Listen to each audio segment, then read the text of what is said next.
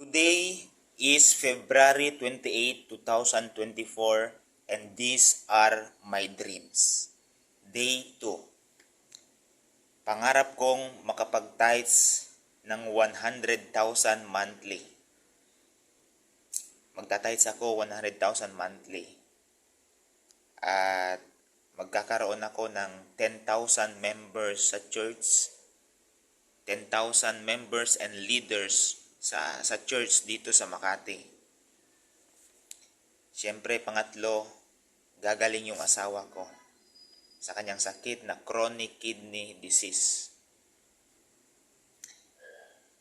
Ipapagawa ko ng bahay sila mama, sila papa doon sa Bicol, worth of 200,000 pesos.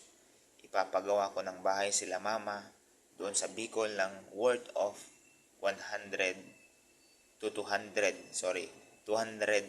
pesos. At ito pa, magkakaroon ako ng 1 million subscriber sa aking YouTube channel. 1 million subscriber sa aking YouTube channel. At gusto ko rin makabili ng yate. Yan yung pangarap ko. See you tomorrow.